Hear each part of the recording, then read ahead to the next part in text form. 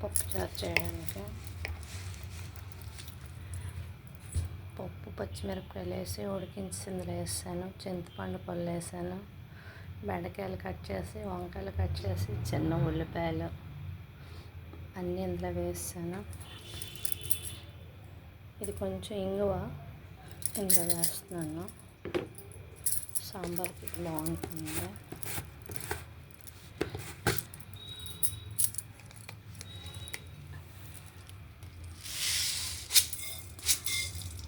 ఆవాలు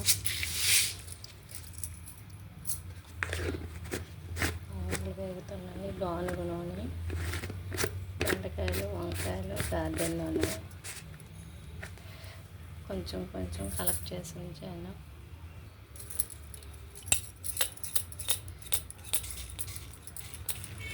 జీలకర్ర, మెంతులు, సాంబార్ పొడి గట్ట వాడిన, జస్ట్ పోపే. కారం కూడా వాడినాం. పచ్చిమిరపకాయలు, ఎండుమిరపకాయలు, ఇందులో కొంచెం పప్పులో వేసాను, కొన్ని కాయలు.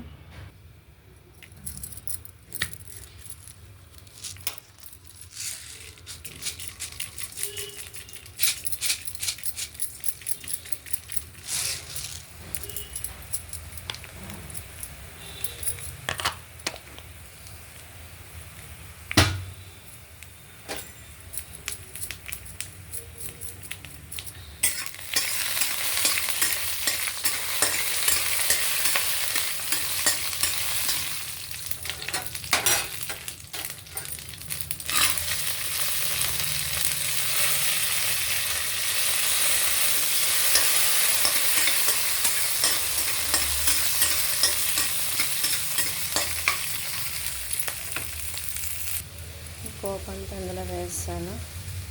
ఇది ఉడికించుకోవడం అర్జెంటుగా అయిపోవాలంటే ఒక విజిల్ పెట్టేది. ఇది పొన్నగంటి కూరకి. దీనికి ఎండుమిరపకాయలు, వెల్లుల్లి,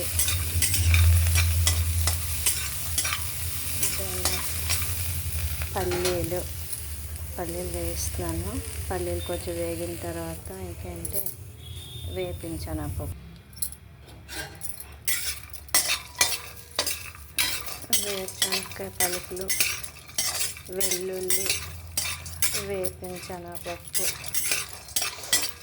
ఇందులోనే కొంచెం అంటే ఎండుమిరపకాయలు, పచ్చిమిరపకాయలు వేస్తాను.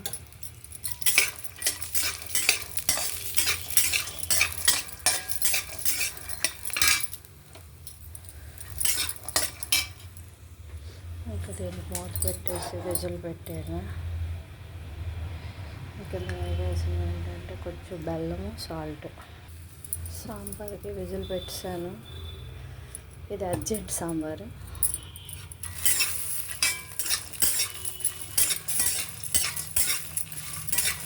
పొన్నగంటి కూరకి పొడికి ఇది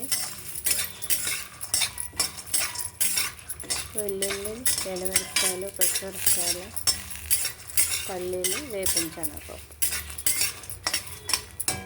మంచి కలర్ వస్తాయి. ఇది పక్కన పెట్టేస్తాను. ఆవాలు, జీలకర్ర, పోపు వేగింది. పొన్నగంటి కూర,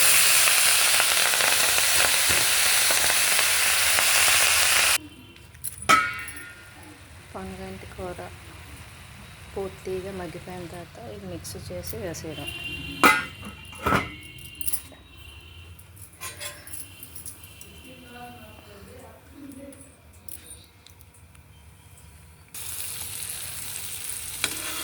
ఉప్పు చేప పప్పుచారు కాంబినేషన్ ఈరోజు. ఇంకన్నీ రెడీ చేసి పెట్టాను. ఇంకేవి గ్యాస్లో వెలిగించలేదు. అన్నీ తయారైన తర్వాత షార్ట్ పెడతాను.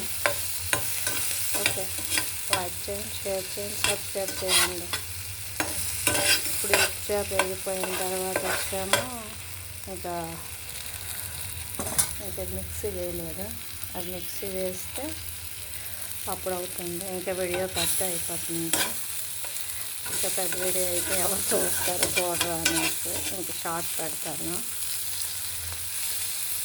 ఓకే. లైక్ చేయండి, షేర్ చేయండి, సబ్స్క్రైబ్ చేయండి. Thank you.